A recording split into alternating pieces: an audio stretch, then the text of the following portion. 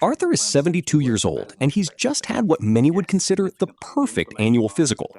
He sat across from his doctor, a man half his age, and listened to the good news. Cholesterol? Excellent. Blood pressure? Right where it should be. His A1C, the marker for blood sugar, was textbook perfect. He left the clinic with a clean bill of health, a prescription refill, and a quiet sense of pride. On paper, he was the model of healthy aging. He gets home, puts the pristine lab report on the kitchen counter, and decides to make a sandwich. He reaches for a new jar of pickles. And that's where the story changes. His hand closes around the metal lid. He twists, and nothing. He adjusts his grip, puts more of his shoulder into it. The lid doesn't budge. He feels a hot flash of frustration as the smooth glass slips in his other hand. After a third try, his knuckles aching, he gives up and runs it under hot water, finally breaking the seal with a sigh that feels less like relief and more like defeat. Later that week, he's carrying groceries in from the car. 2 bags, not particularly heavy, but halfway up the driveway, he feels a tremor in his arms. He has to stop and set the bags down, catching his breath, feeling a frustrating sense of instability.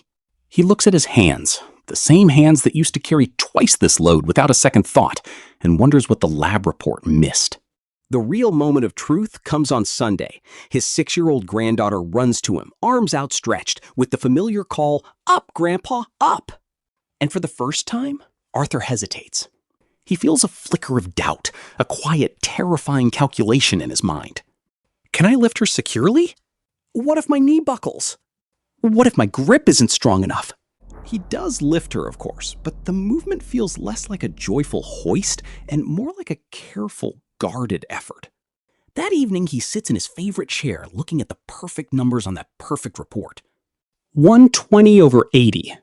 LDL cholesterol of 95. An A1C of 5.4. These numbers say he's healthy. They say he is fine. But his body is telling a different story. It's a story of creeping weakness, of a subtle but undeniable loss of capability. It's a disconnect between the data on the page and the reality of his life. He feels a quiet frustration that so many people feel but can never quite put into words. His doctor measured his chemistry, but not his capacity. The tests looked inside his arteries, but not at his ability to interact with the world around him. And it leaves him with a profound question. What if the most important health metric, the one that truly predicts his future independence and quality of life, isn't on that lab report at all? What if the most honest number was the one written on the lid of that stubborn pickle jar? I'm Dr. Dean? And for over 2 decades as a physician, I have seen Arthur's exact story play out in my exam room more times than the medical system would care to admit. A patient will sit before me, clutching a folder of pristine lab results, yet their personal narrative is one of quiet retreat. They speak about giving up gardening because kneeling has become too difficult, or avoiding busy shops because they feel unsteady on their feet, or simply feeling less confident in their own body. This profound disconnect, this gap between health on paper and health in life, is one of the great unspoken challenges of modern medicine, especially for those of us over 60. We have built a system that is brilliant at measuring our internal chemistry, but often remarkably clumsy at measuring our real-world capability. It celebrates a perfect cholesterol number while ignoring the slow erosion of the very strength needed to live a full and independent life. And that is precisely why this channel exists. The mission here is not to give you more things to worry about. It is the opposite. It is to look past the noise of routine screening and the illusion of precision that comes from complex blood tests, and instead focus on the clear, evidence-based signals that genuinely predict your future quality of life. We take the most credible scientific research, often buried in dense medical journals, and translate it into practical knowledge you can use today. We focus on what preserves your ability to engage with the world on your own terms, to lift your grandchild, to carry your own groceries, to live with agency. My goal is not to be another voice telling you what to do. My goal is to give you the evidence, and more importantly, the tools to be the leading expert in the most important subject there is, your own health. It's about shifting the balance of power so that you are no longer just a passive recipient of care, but an active, informed steward of your own longevity. It's about restoring common sense to a system that sometimes loses sight of the person attached to the lab report. To begin that essential conversation, we must be willing to challenge one of the most fundamental assumptions we make about our health. We have to be willing to accept a truth that might feel uncomfortable, even contrarian at first. So here is that truth. The most important vital sign for your health after age 60 is almost certainly not being measured in your doctor's office.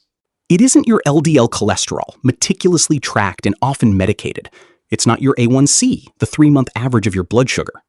It isn't even your systolic blood pressure, the number that has been drilled into our collective consciousness as the ultimate predictor of cardiovascular risk.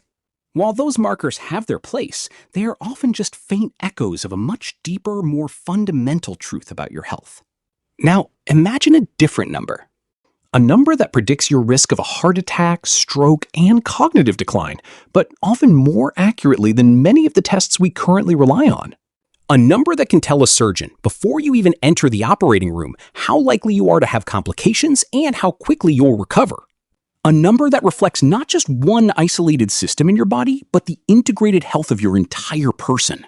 That number exists, and it's your grip strength. I understand how that sounds. It sounds almost too simple, too basic to be true. In a world of multi-billion-dollar imaging machines, complex genetic testing, and sophisticated blood analysis, how could something as straightforward as the power in your hand hold such profound predictive value? The answer is because your grip isn't just about your hand. The strength you can generate in a simple squeeze is a direct, honest, and unfiltered expression of your body's overall condition. It's a powerful proxy for your total muscle mass and muscle quality. It's an indicator of your nervous system's integrity. It is, in essence, a measure of your physiological reserve, your body's ability to withstand stress and bounce back from challenges. The truth is, the strength of your hands tells a story about the health of your entire body. While your lab reports are measuring the chemical byproducts of your health, your grip strength is measuring the thing itself, your functional capacity. Your vitality. It's a number that bridges the gap between health on paper and health in life that people like Arthur feel so acutely.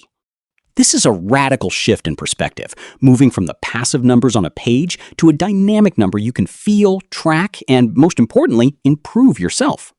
And to make sure this is all perfectly clear, I want to lay out exactly how we're going to explore this powerful evidence together. It's a simple 3-part journey designed to give you a complete understanding of this vital sign and what to do about it. First, we are going to explore the powerful and often surprising science that connects the strength in your hands to the health of your heart, the sharpness of your brain, and your overall longevity. We won't just skim the surface. We'll look at the landmark evidence that forced the medical community to recognize that your grip is a window into your systemic health.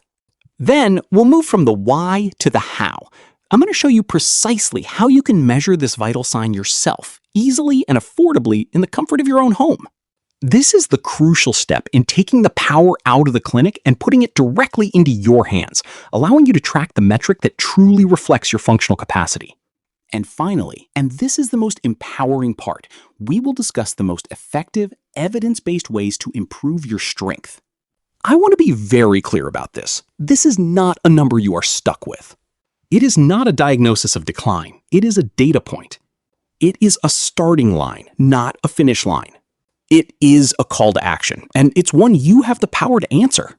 As we walk through this evidence together, you'll find that some of these connections are not what you might expect at all.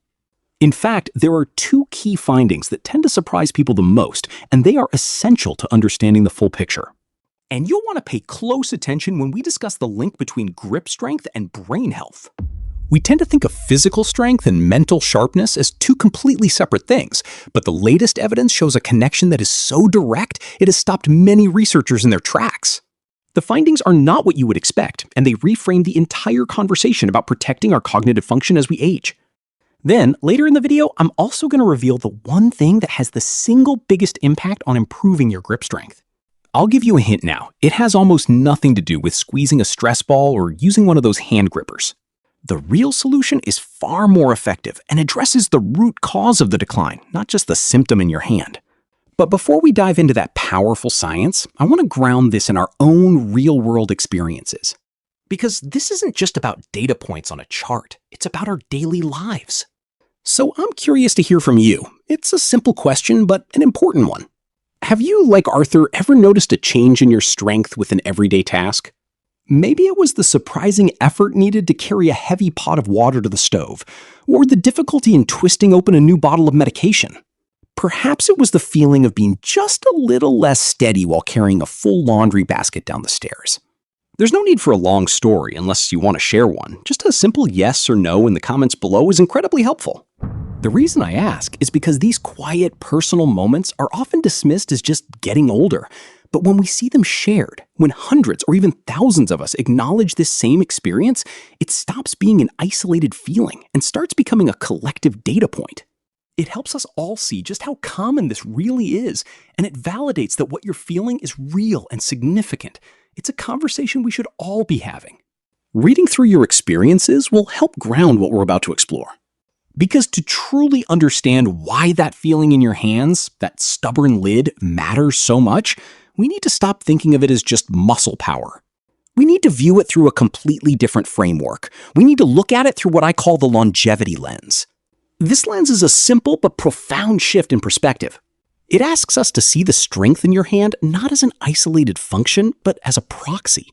A simple, elegant, and measurable proxy for the health of your entire body.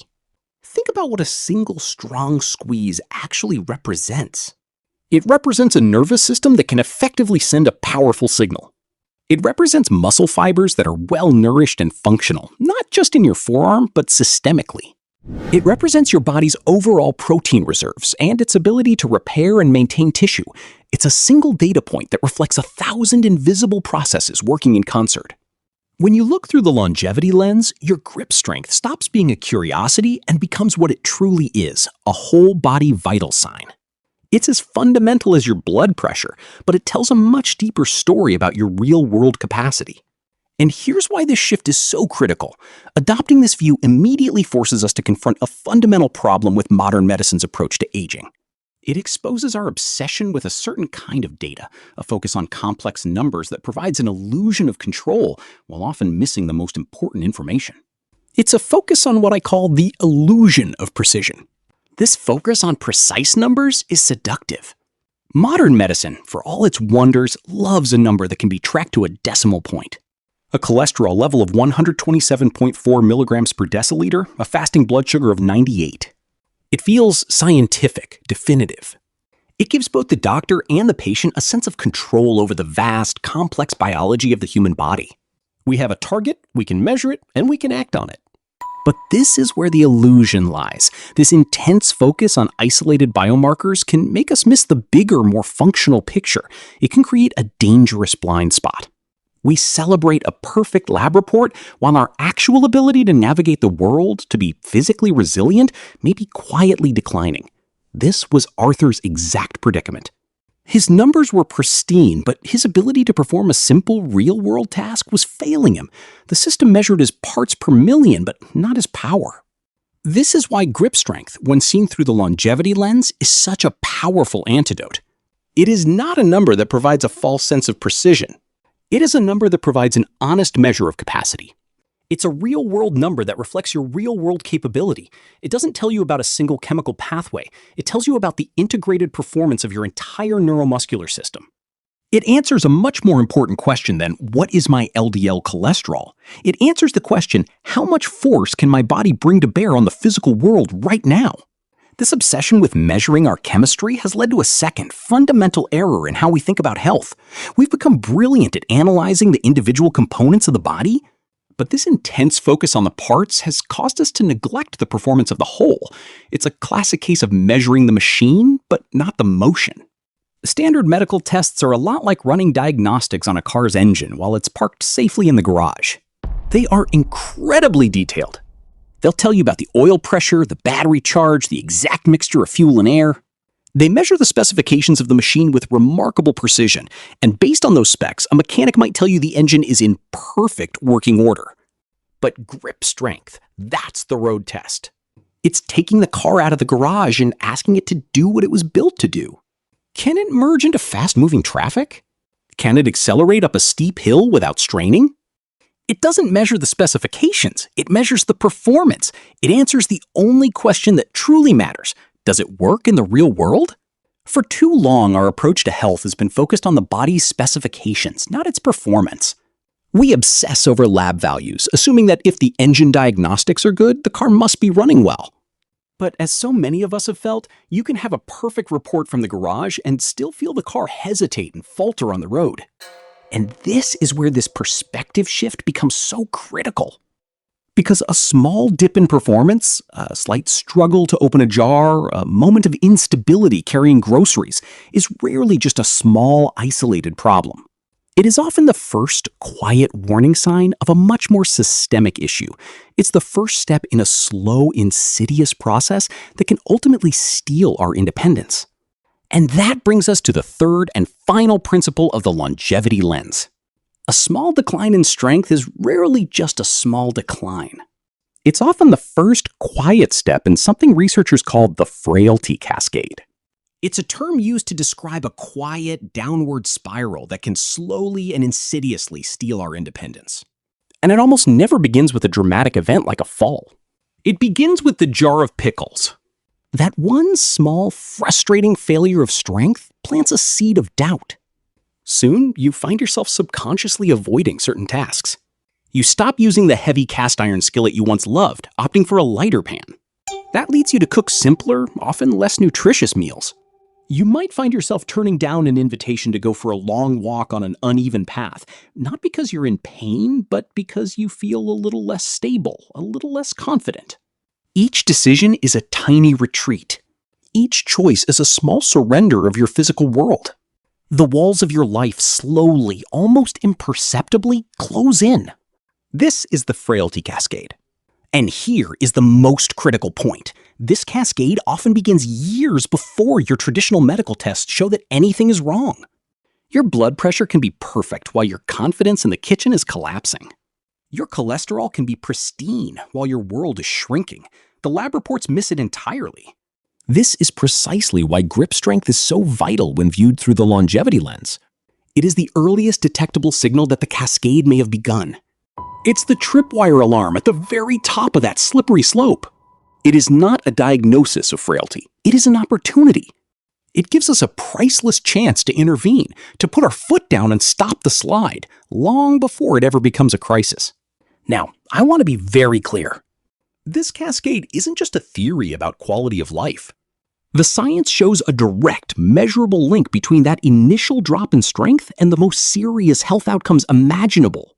So let's examine the first and arguably most powerful piece of evidence. When we look through the longevity lens, the data shows that grip strength is a more robust predictor of all-cause mortality, your risk of dying from any cause in a given period, than some of the most common metrics used in medicine today. This includes systolic blood pressure, a number measured at every single doctor's visit. Now, this conclusion isn't drawn from a small, obscure study. It is the result of massive multinational research projects that have followed hundreds of thousands of people for years, tracking their health and their outcomes. What this means, in practical terms, is that the simple force you can generate with your hand tells a more accurate story about your future survival than the pressure inside your arteries. It's a staggering thought, and it completely reframes where we should be focusing our attention for a true picture of our health. But this isn't just a statistical curiosity found in a researcher's spreadsheet. It's a reality that has a profound impact when it enters a person's life, often providing a clarity that years of routine checkups have missed. Let's return to Arthur, because what happened next gave him the one thing his perfect lab reports couldn't, a number that finally matched his reality. A few weeks after his perfect physical, Arthur's son Mark came over for dinner. Mark is a physical therapist, and he often brings home new tools and gadgets from his clinic to try out. That evening, he pulled a small, unassuming device from his bag. It looked a bit like a luggage scale with a handle and a digital screen. "It's a handheld dynamometer," Mark explained. "We use it to get a baseline strength measurement for our clients. It's surprisingly accurate. Want to give it a try?" Arthur was skeptical.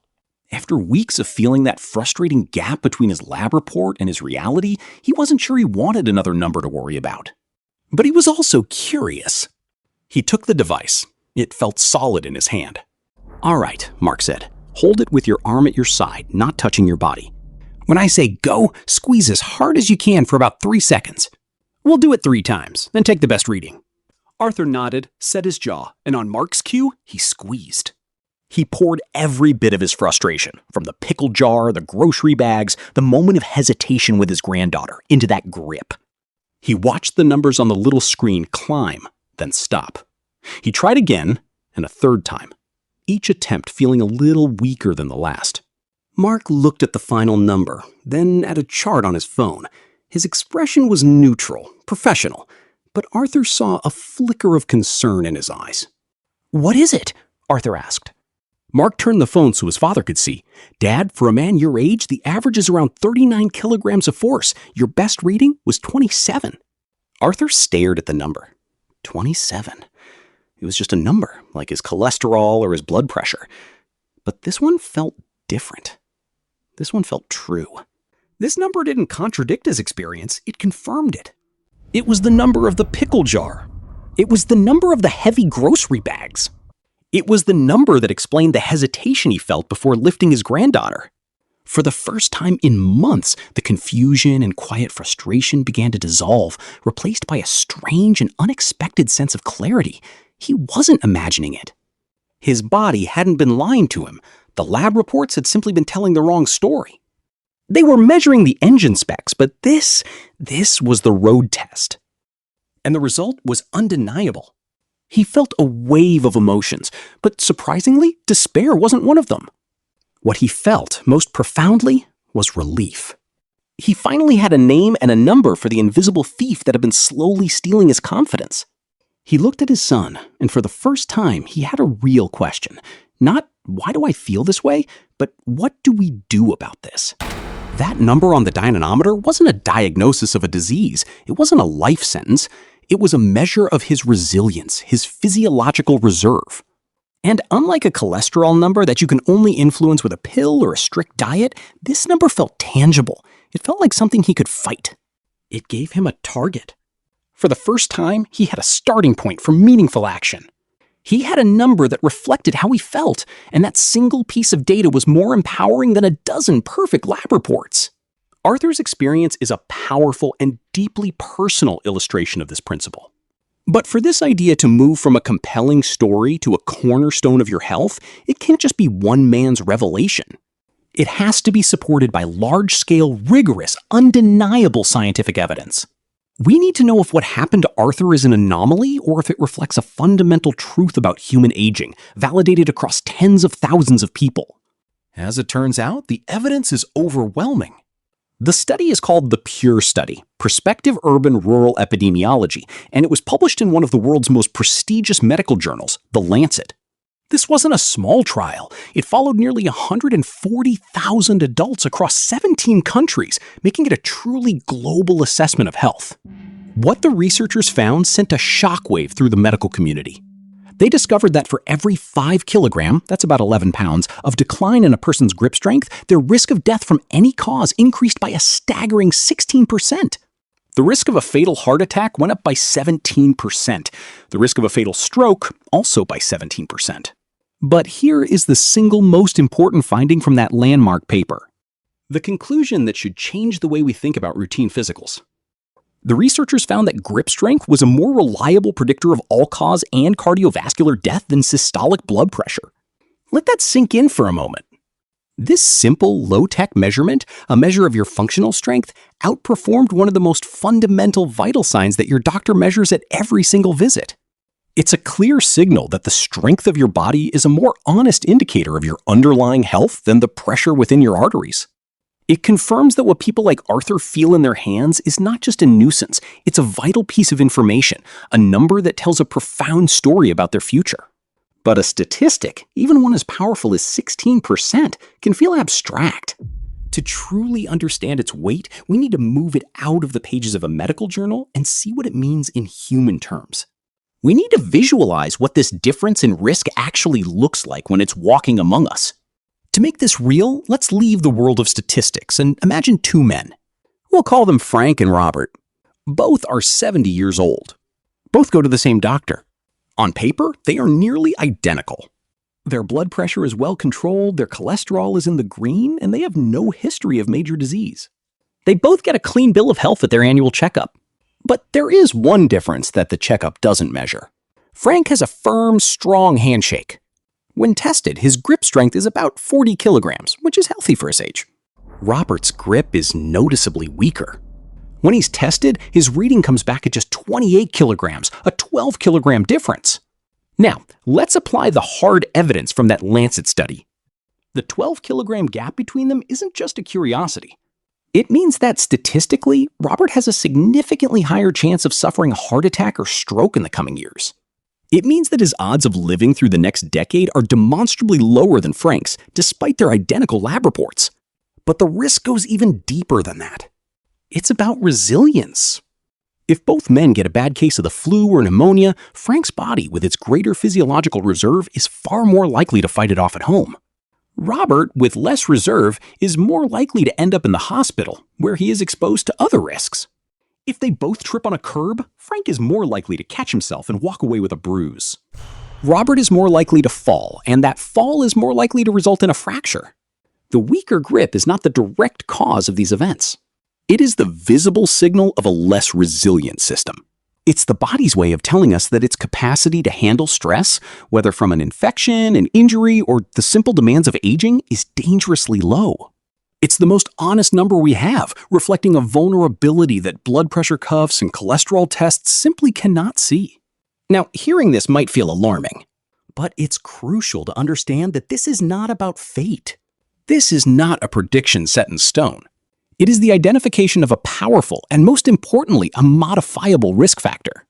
The entire purpose of uncovering this evidence is not to cause worry, but to provide an opportunity for action.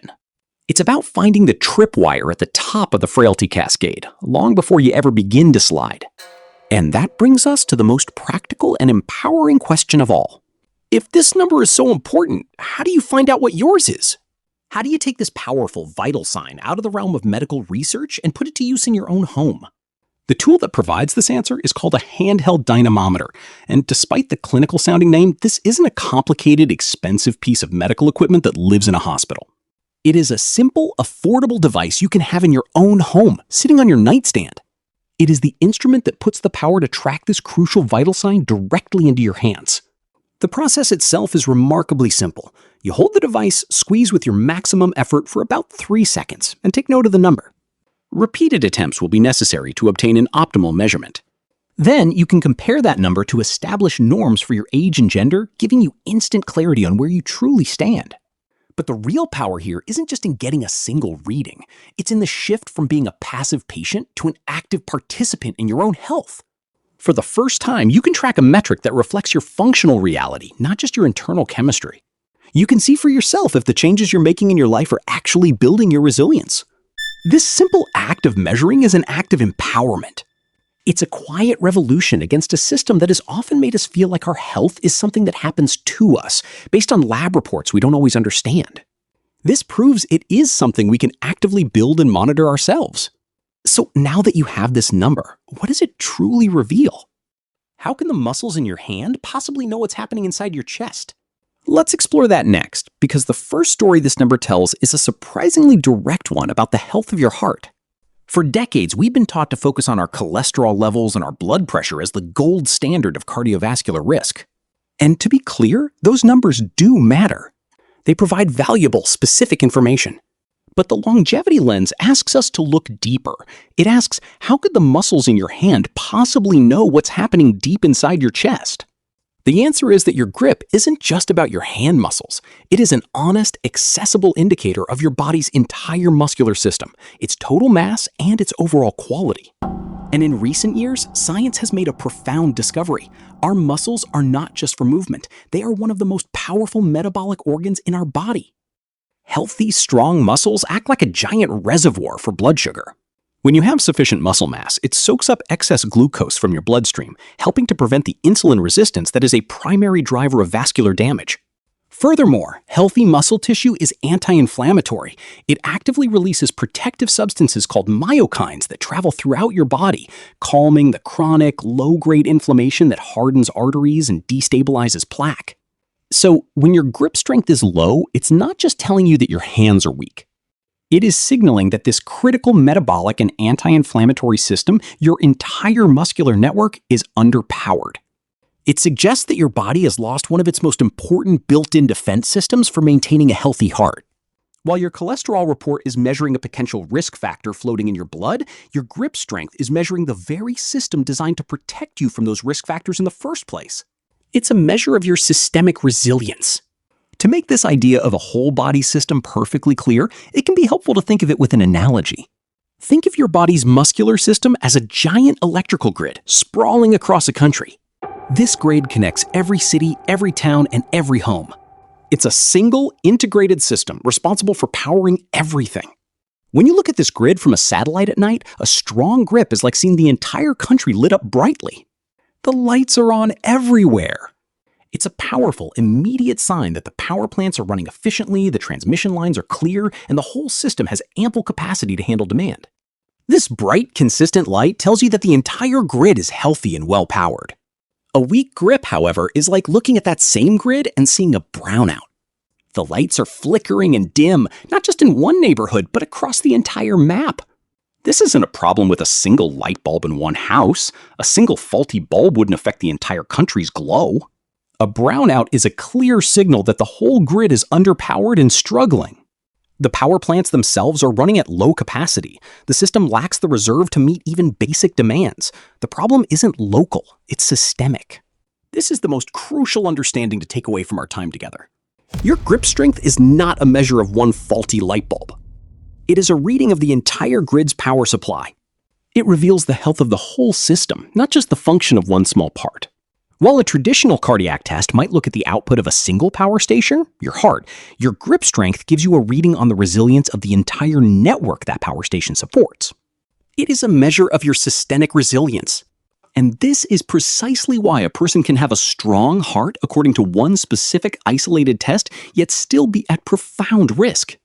The medical system can celebrate the perfect performance of a single power station while completely ignoring the fact that the entire grid it's connected to is flickering on the verge of collapse. This exact and tragically common scenario played out for a man named Richard. His story is a critical lesson for anyone who believes a clean bill of cardiac health tells the whole story. Richard was 68, and he lived with a shadow over his shoulder, a strong family history of heart disease that had taken his father and his older brother far too young. He was determined not to let it take him. Every 2 years, like clockwork, he underwent a full cardiac stress test. He would walk, then jog on the treadmill wired up to the EKG, pushing himself until the cardiologist gave him a reassuring nod. And every time, the result was the same. "Richard," his doctor would say with a smile, "your heart is strong as an ox. Whatever you're doing, keep doing it." This news was his shield. It gave him immense peace of mind. But at the same time, Richard was experiencing the same quiet frustrations as Arthur. He found it harder to carry the bags of soil for his wife's garden. He noticed his handshake felt less confident, less firm. When he mentioned this to his doctor, it was met with a casual wave of the hand. "That's just part of getting older, Richard. The important thing is that heart of yours is in great shape." Then, one Tuesday morning while reading the newspaper, he felt a dull, crushing pressure in his chest. It wasn't the dramatic, movie-style heart attack he'd always feared, but a deep, sickening ache that radiated into his jaw. He was rushed to the hospital and the diagnosis was confirmed, a mild but undeniable heart attack. The most confusing part came later, when the angiogram revealed no major critical blockage. There was no single culprit that a stress test would have flagged. The damage was diffuse, the result of years of cumulative, low-grade systemic inflammation and poor vascular health, the exact conditions that a robust, metabolically active muscular system helps to fight. His doctors had been admiring the strength of a single power station, while failing to notice that the entire electrical grid it was connected to was flickering and failing. His low grip strength wasn't just a sign of aging hands, it was the external signal of a system-wide brownout. It was the honest number, the true vital sign that had been trying to warn him for years that his systemic resilience was dangerously low. The problem wasn't that his heart, as a muscle, was weak. The problem was that the body supporting that heart was becoming frail, and the standard tests had missed the memo entirely. Richard's story is a stark illustration of why we need to look beyond the isolated metrics. His experience forces us to see strength not as an optional feature of health, but as a central pillar of our body's defense system. It's the very essence of that longevity lens we spoke about. I want to pause here for a moment because what we're discussing is a fundamental shift away from decades of conventional thinking. We're trained to trust the lab report, to focus on the numbers our doctor points to. The idea that a simple squeeze of the hand could tell a deeper, more honest story is a radical departure from that. So I have a simple request. To help me understand if this new framework is providing clarity, I'd appreciate it if you just type a single word in the comments below. Resilience. Just that one word. It's not for an algorithm, it's for me. Seeing that word lets me know that this concept of a whole body vital sign, this measure of your systemic strength, is connecting with you. It signals that you're finding value in this different way of looking at health, moving beyond isolated numbers and toward a more functional, integrated understanding of your own body. It tells me that we're on the right track together.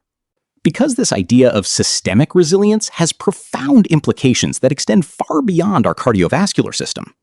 In fact, it leads us directly to the surprising connection I promised we would explore, the one that links the strength in your hand to the health of your brain. This is where the evidence becomes truly compelling, and it challenges one of the most fundamental ways we think about aging. For generations, we've been taught to draw a hard line between the body and the mind. Physical strength was seen as the domain of muscle and bone. Mental sharpness was the domain of neurons and synapses. We were told to exercise our bodies in the gym and our brains with puzzles, as if they were two separate entities living in the same house but rarely speaking to each other. The latest research shows us that this separation is a profound mistake. It reveals that the health of our muscular system and the health of our nervous system are not just casually related, they are deeply biologically intertwined. The same systemic forces that erode our physical power are often the very same forces that degrade our cognitive function. This isn't a philosophical idea, it's a physiological reality.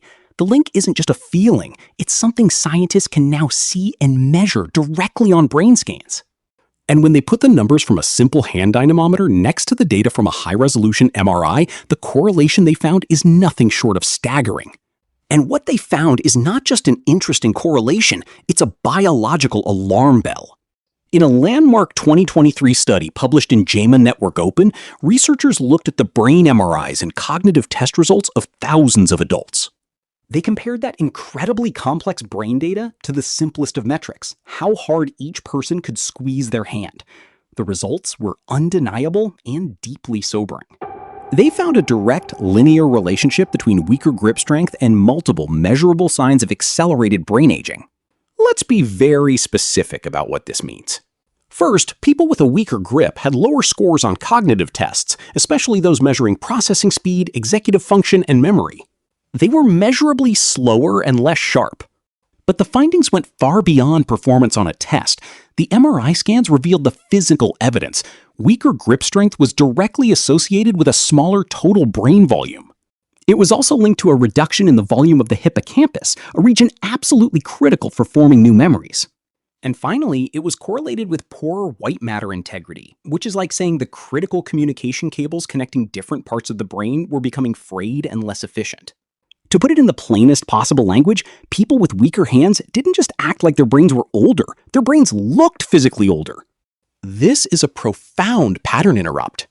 It forces us to reconsider where we look for the first signs of cognitive trouble. We spend so much time and energy worrying about that first moment of forgetfulness, that misplaced name, assuming the problem must begin in the head. This evidence suggests that one of the earliest, most reliable warning signs of systemic trouble that affects the brain may actually appear in your hands years before the more obvious cognitive symptoms become apparent. This, of course, raises the most important question of all.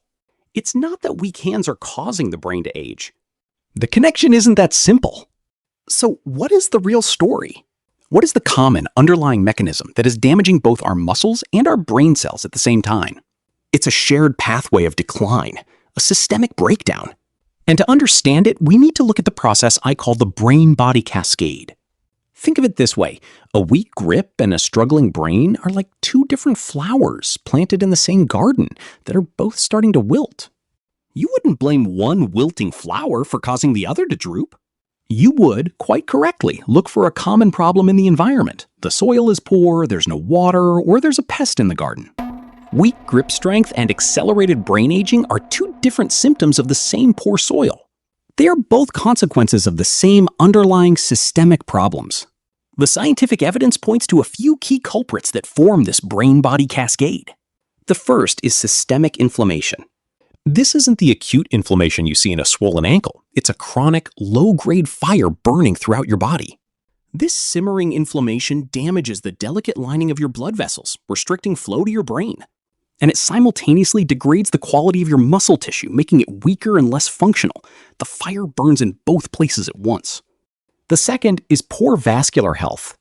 Your brain is the most metabolically active organ in your body, demanding a massive, uninterrupted supply of oxygen and nutrients. Your muscles are the same. Anything that compromises blood flow, like stiffened arteries or poor circulation, effectively starves both your brain cells and your muscle fibers. They are both downstream from the same faulty plumbing. And the third is insulin resistance. We often think of this as a blood sugar problem, but it's fundamentally an energy crisis at the cellular level. When your cells become resistant to insulin, they can't effectively pull glucose from the blood for fuel.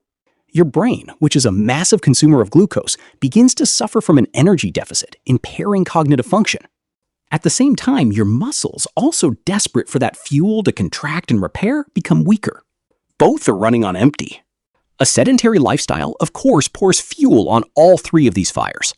So you see, your grip strength isn't predicting cognitive decline through some kind of magic. It is the check engine light for these exact systemic issues. It is the most visible, most easily measured symptom of a body that is struggling with inflammation, poor circulation, and an energy crisis. It is the canary in the coal mine. And this is why it is so profoundly important. This check engine light often illuminates on the dashboard years or even decades before the more catastrophic symptoms, like significant memory loss, become undeniable. It gives you a warning. It gives you time. It gives you an opportunity to address the quality of the soil before both flowers wither completely. This systemic breakdown, this erosion of our resilience, doesn't just threaten the inner world of our minds. It strikes at the very heart of our physical independence. It leads us directly to one of the greatest fears as we age, the risk of a fall, a fracture, and the loss of autonomy that follows. And this is where our intense focus on other isolated numbers, like those from a bone density scan, can once again cause us to miss the bigger, more important picture. The medical system has a clear and established answer for this fear: the bone density scan, or DEXA. We're told to get these scans regularly to assess our risk of osteoporosis. It's a rational tool. It gives us a precise number for the mineral content of our bones, a metric for their potential brittleness. For millions, this number becomes a central focus of their health strategy, often leading to prescriptions for bone-strengthening medications. And I want to be very clear, assessing the structural integrity of your bones is not a bad thing. But this is where our focus, when viewed through the longevity lens, can become dangerously narrow. We become so fixated on the condition of the bone itself that we forget to ask a much more fundamental question. Why do people fall in the first place? A fracture is the outcome, but the fall is the event. And a fall is almost never a failure of bone. A fall is a failure of the neuromuscular system. It's a failure of strength when you try to push yourself up from a low chair and your legs falter. It's a failure of balance when you trip on a rug and can't recover your center of gravity. It's a failure of reaction time when you begin to stumble and can't get your hands out quickly enough to break your fall. Your bones don't decide to break. Your body fails to protect them. This is why grip strength is such a profoundly more useful number in this context. It is our most honest, real-world proxy for the health of that entire protective system. It reflects the whole body's strength and stability needed to prevent the fall from ever happening. When we ignore this and focus only on the bone's density, treating it like an isolated object separate from the dynamic, living body that carries it, we are missing the most important part of the equation. This intense, myopic focus doesn't just miss the forest for the trees. In some cases, it can lead us down a path with an unforgiving side effect. And here is the great irony of our modern approach to fall prevention. While we spend billions of dollars and countless hours worrying about the brittleness of our bones, we often neglect the very thing that is meant to protect them, our strong, capable muscles. Think about the sequence of events. A person does not fall because their bones are weak. They fall because they lack the muscular strength to push themselves out of a chair correctly. They fall because their sense of balance has eroded and they don't have the core stability to recover from a simple misstep. They fall because their reaction time is slowed and their muscles can't contract quickly enough to regain control. The fall is a failure of the neuromuscular system first. The fracture is a failure of the skeletal system second. We have become obsessed with reinforcing the landing pad when we should be focused on improving the pilot's skill so the crash never happens. And this is where our reliance on a DEXA scan as our primary tool reveals its profound limitation. It gives us a number for the bone, but it tells us absolutely nothing about the dynamic, living system of muscle, nerve, and balance that is actually responsible for keeping us upright and safe. It measures the passive structure, but ignores the active protector. This is precisely why grip strength, when viewed through the longevity lens, is such a superior indicator of your true risk. It's our best and simplest proxy for that whole-body protective strength.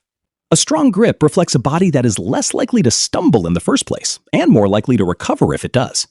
It tells a story about your ability to prevent the crisis, not just endure it. This exposes a fundamental flaw in our strategy. We are treating the outcome, not the cause. But once we recognize this, we can begin to ask a much better, much more empowering question. Instead of asking, how can I make my bones more resistant to breaking, we can start asking, how can I build a body that simply doesn't fall? And the answer to that question points us toward a superior non-medical solution. So this brings us to the promise I made earlier. What is the one thing that has the single biggest impact on improving your grip strength? The one intervention that addresses the root cause of this systemic decline, not just the symptom in your hand? The answer, bar none, is full body resistance training. I understand the temptation to buy a hand gripper or a stress ball. It feels logical. My hand is weak, so I will exercise my hand. But when viewed through the longevity lens, this approach is fundamentally flawed. Squeezing a spring-loaded gripper to fix a weak grip is like trying to fix that systemic electrical grid brownout by changing a single light bulb. It might make that one light a little brighter, but it does absolutely nothing to address the fact that the power plants are failing. It treats the local symptom while completely ignoring the systemic disease. The true solution is to repower the entire grid. When you perform exercises that challenge your whole body, you are sending a powerful systemic signal for adaptation and growth. This doesn't have to mean lifting massive weights in a gym. It can be as simple as doing squats using your own body weight, performing rows with resistance bands, or carrying a pair of reasonably heavy dumbbells for a short walk, an exercise appropriately called the farmer's walk. Even the simple act of carrying your groceries from the car with intention, keeping your core tight and your posture upright, contributes to this. These movements force your hands to grip, but they do so in the context of stabilizing and moving your entire body. This builds the integrated functional strength that your grip reading actually represents. And here is the beautiful efficiency of biology.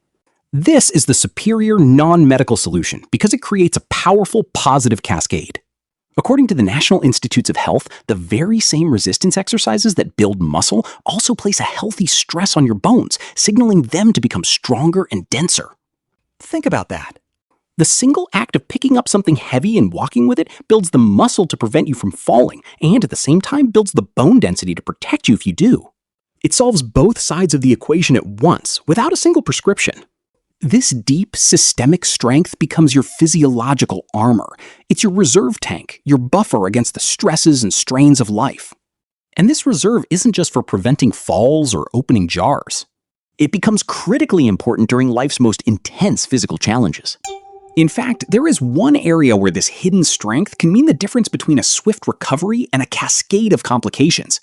It's a factor few surgeons discuss with their patients beforehand, but the evidence shows it may be one of the most important predictors of a successful surgical outcome. The evidence is clear. Your grip strength, measured before you ever enter the hospital, is one of the most powerful predictors of your surgical outcome. It can forecast your risk of complications, how long you'll stay in the hospital, and even your chances of returning home instead of being discharged to a long-term care facility. The reason is simple. An operation, no matter how routine, is an act of controlled trauma. It unleashes a massive inflammatory and stress response throughout your body. A body with high physiological reserve, the very reserve reflected in a strong grip, has the resources to absorb that shock, manage the inflammation, and begin the work of healing. But a body with low reserve is like a boxer entering the ring already exhausted. The stress of the surgery can overwhelm its fragile defenses, triggering a cascade of complications: infections, poor wound healing, delirium, and a much slower, more painful recovery. This isn't a minor detail, it's a fundamental factor in your survival and quality of life after a procedure. And when you truly grasp this, it reveals a deep and frankly cruel paradox at the heart of our medical system. It creates a situation where the people who are the most vulnerable are often subjected to the greatest risks, a surgical catch-22 that we need to confront. The data on this is unequivocal. A major 2018 study in the British Medical Journal, one of the most respected medical publications in the world, confirmed this in stark, measurable detail. Researchers found that patients with higher grip strength before an operation had significantly fewer complications. They spent less time in the hospital. And crucially, they were far more likely to be discharged directly home, bypassing the long and often demoralizing detour through a rehabilitation facility. Surgery, you see, isn't just a mechanical repair, it's a full-body assault. It demands an immense metabolic and inflammatory response to manage the trauma and begin the process of healing. A body with high resilience, the kind directly reflected in a strong grip, can meet that demand. It has the reserves in the tank. But a body with low resilience is already running on fumes. The stress of the operation becomes an overwhelming physiological debt it simply cannot pay. The system defaults, leading to infections, slow healing, and a cascade of other problems. And this is where we confront the cruel, unforgiving paradox at the heart of this issue. The very people whose bodies are least equipped to handle the trauma of a major operation are often the ones who develop the chronic conditions that lead them to the operating table in the first place. Their systemic weakness, so clearly signaled by a low grip strength, makes them a high-risk candidate. Yet that same systemic weakness may have contributed to the very disease, the heart condition, the vascular problem, the joint failure that now supposedly requires the high-risk procedure. It is a devastating surgical catch-22. We are, with the best of intentions, placing the heaviest possible burden on the weakest shoulders. We are asking a body with no physiological savings account to cover an enormous unexpected expense. The implications are profound. It means that every day in hospitals all over the world, the critical conversation about the risks and benefits of surgery is happening without one of the most important pieces of data on the table: the patient's actual functional capacity to survive the intervention and its aftermath. We discuss the surgeon's skill and the hospital's infection rates, but we fail to measure the one thing that might matter most: the patient's own resilience. Now, I have seen this play out. I could tell you a story about a patient, about a family who had to make an impossible choice, armed with incomplete information. I could describe the stark difference in recovery between two people who on paper looked almost identical. But I won't. I could tell you a story about a patient here. About a family who consented to a surgery based on a surgeon's confidence, completely unaware that their loved one's own body lacked the reserves to cash the check that operation was writing. I could detail the slow, painful recovery, the weeks in rehab that turned into months, and the ultimate loss of the very independence the surgery was meant to preserve. But I won't, because this is bigger than one story. To reduce this to a single personal anecdote would be a disservice to the scale of what the evidence is telling us. This isn't an occasional tragedy. It is a systemic blind spot. It is a fundamental truth confirmed by data from tens of thousands of patients in studies across the globe. Your physiological reserve, your resilience, is a key determinant of your outcome. And grip strength is its most honest, most accessible measure. The stories are everywhere. They are in every hospital, in every recovery ward, in every family struggling with the aftermath of a complication that was, on some level, predictable. These aren't just stories, they are data points, and they are all pointing in the same direction. So the weight of this evidence can feel heavy, and knowledge without a plan can simply become a new source of anxiety. That is not our goal here. The entire purpose of our time together is to replace that anxiety with agency. It's to take this powerful and sometimes unsettling information and forge it into a tool you can use to protect yourself. We have now covered the science. We understand the what and the why. Now, we must turn to the most important part of this entire conversation. Let's make this practical.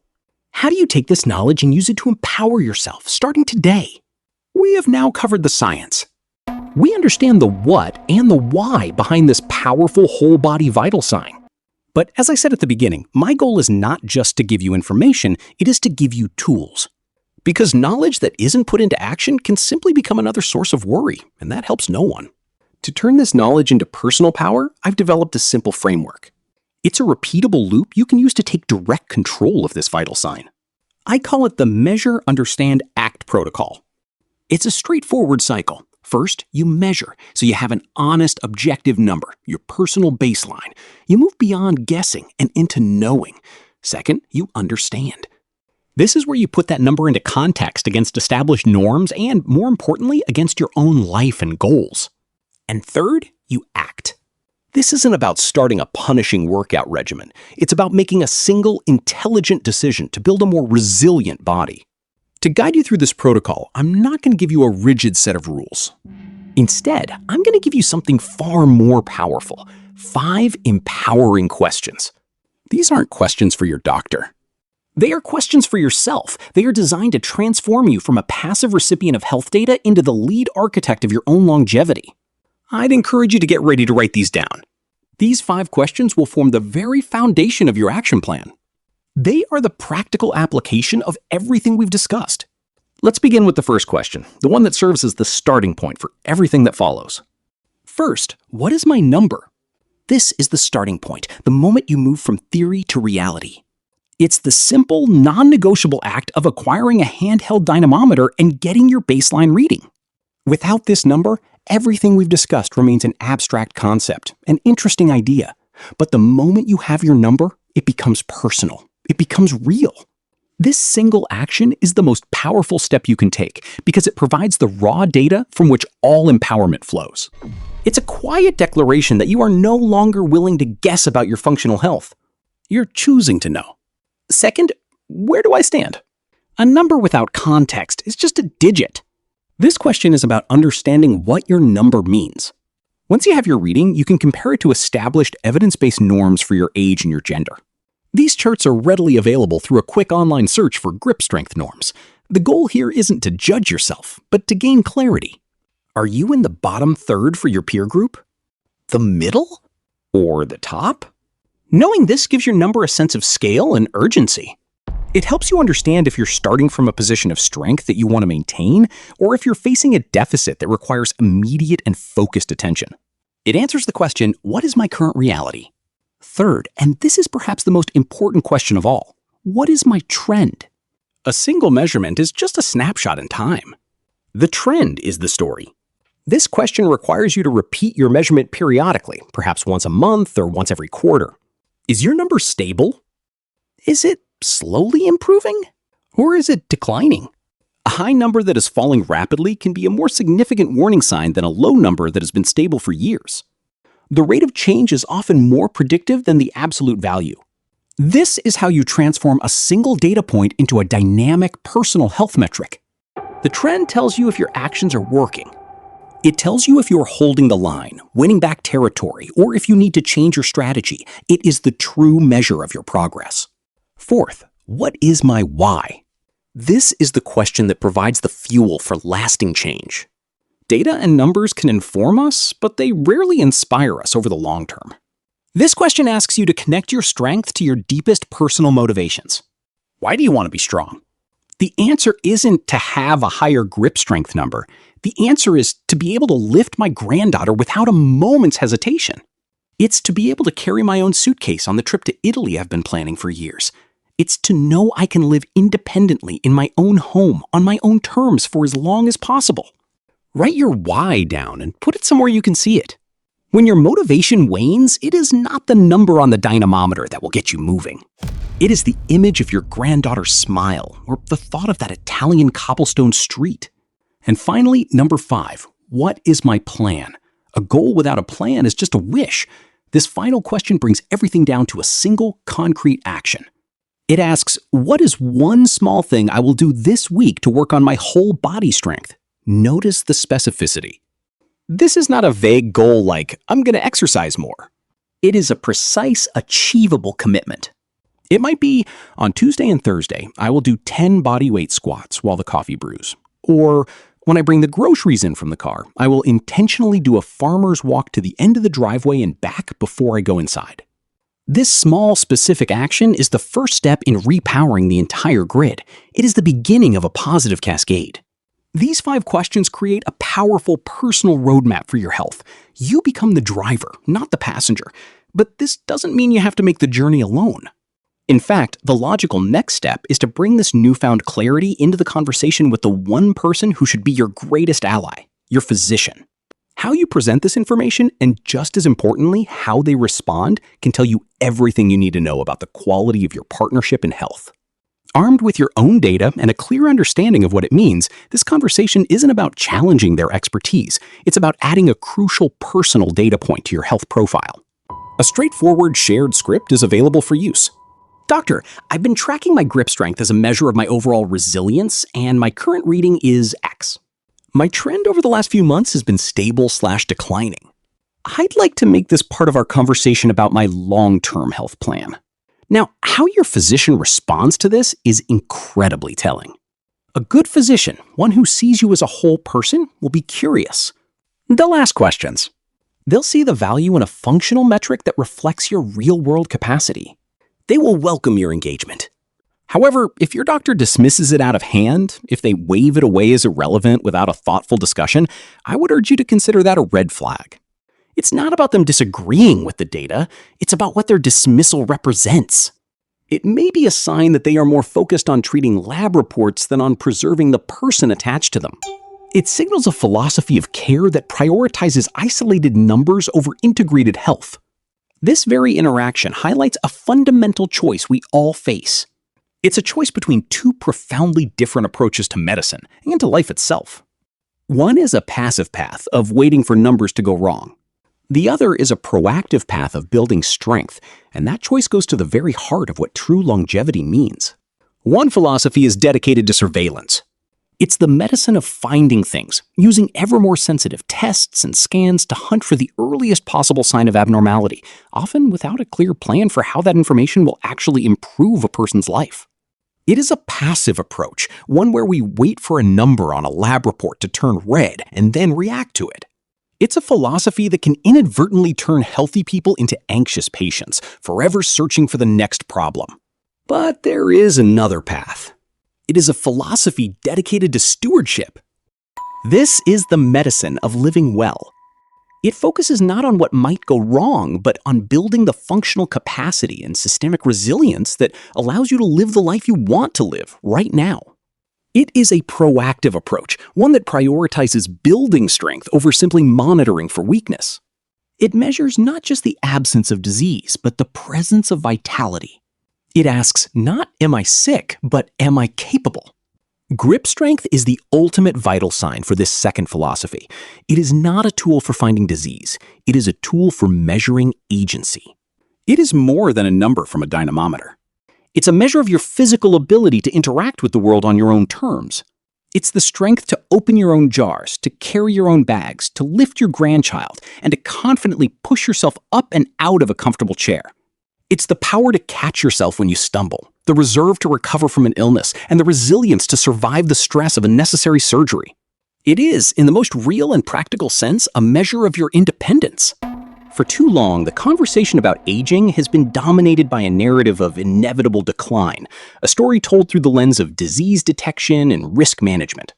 We have been taught to see our bodies as a collection of potential problems to be monitored. The longevity lens offers us a different, more empowering story.